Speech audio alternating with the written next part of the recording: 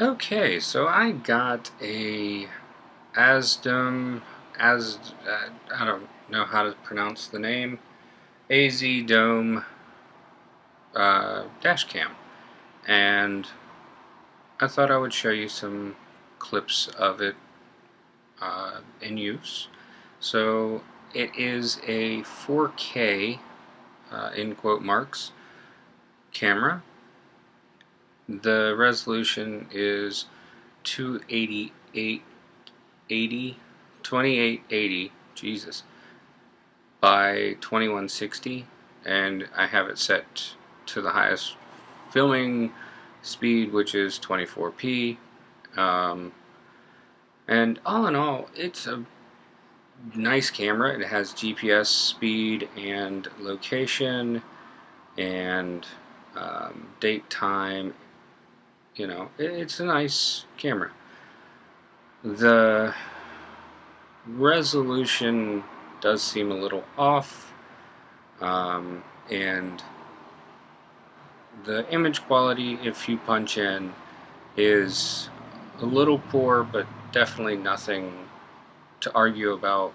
It's very nice, especially if you need it, because if you need it, then you know it's nice to have. So I got this camera to give to a friend of mine. That way she feels safer and she can use the Wi-Fi features in it when camping. If she does sleep in her car, then she will be able to check out what at least is going on in the front of her car without much issue, as long as the camera is powered on. The Wi-Fi features are alright. It allows you to change some of the aspects of the camera, but it really isn't that big of a deal to change them on the camera. The Wi-Fi transfer is not worth it. It is way too slow unless you only have it set to like 1 or 2 minute clips. Then sure, it'll work just fine. But I have mine set to 10-minute clips, and it's just not worth doing the data transfer over Wi-Fi because it is extremely slow. Like, it hurt. It was that slow. But it does give you a live feed that is fairly not stuttery. Actually, let me cut in a section to show you. So as you can see, we are now using the Wi-Fi app, and it is a live feed. Even though it says that it's only recording 1080p, it's not. It is recording the 2160 at 24p, but for whatever reason, if you start the app while it's recording, it shows that. So let's go ahead and hit stop. And as you can see, it still says it for whatever reason. But it is recording, as you can see, in 2160. So not really sure why it says it, but it does. What else? You can go to the album, and there's no photos. Here's all the videos that are currently on. Urgent. Those are all marked as urgent, apparently. What else? You can switch camera modes. If there was a rear camera on this, you could switch to the rear camera using that button. You can start and stop recording, and you can, I don't know what the microphone button does. Apparently nothing. What else? Nada. Thought there was a... I don't see it. So this is photo mode, but who cares? It's photos. Is what I'm wanting... Aha! Sorry, it was behind my record thing. So if we hit the... Oh, whoops. If we hit the gear here, you can change all aspects of the camera through this. And this is probably the only useful thing for the Wi-Fi is this, because you can change if you want the microphone on, which I don't care anymore. As you can see, I have WDR, wide dynamic range, turned on. I have motion detect off, but I do have the G sensitivity turned on and automatic park monitoring and all that. Yeah, this is the Wi-Fi app. Okay, so I wanted to show you where I have the dash cam mounted.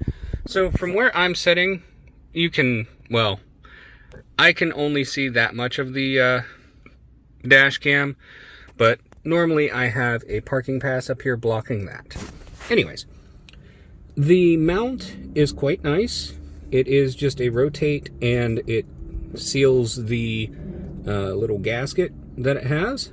And to mount and unmount, it just slides on and off. So it makes it easier to be able to just do that and grab the card out of it versus try and pop the card out while it's on the mount. And it is a good mount. It doesn't have a lot of vibration and stuff in the video, as you saw. Okay, so this is the internal mic on the camera, and we're just going to go for a nice little drive. I got it recording in 21 by 60 24p. It's a nice sunny day, and we're just going to go ahead and speed through this. I'm going to turn some music on and mute the audio for you guys, but this is what the audio sounds like from the internal mic. The audio that you just heard was boosted from 100% to 400%. The internal mic is very, very quiet. I do not turn it on because I don't really see the point of it.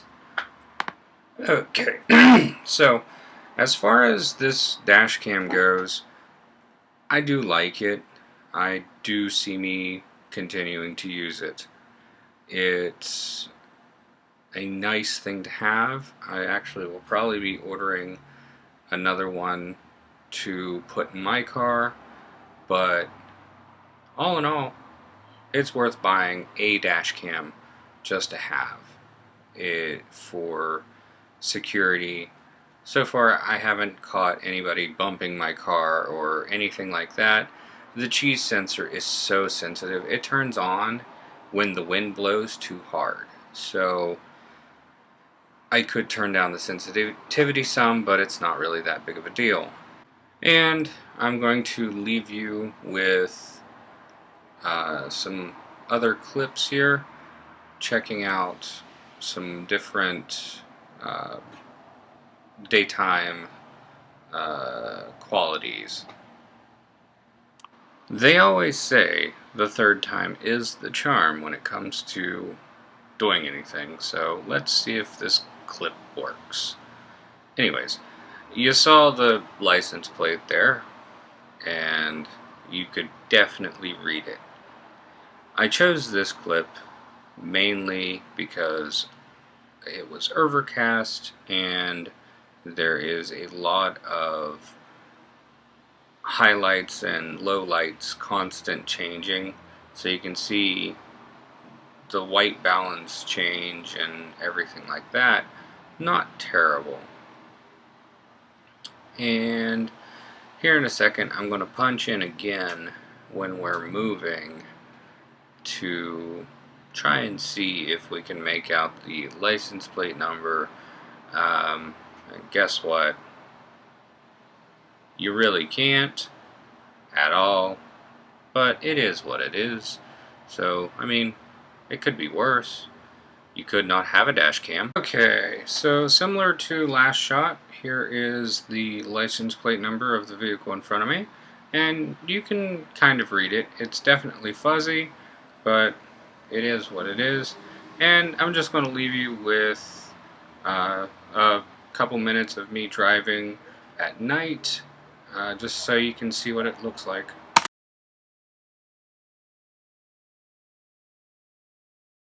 And like the last clip, you can definitely read the license plate here, and I'm just going to let you finish out this video watching me drive in traffic.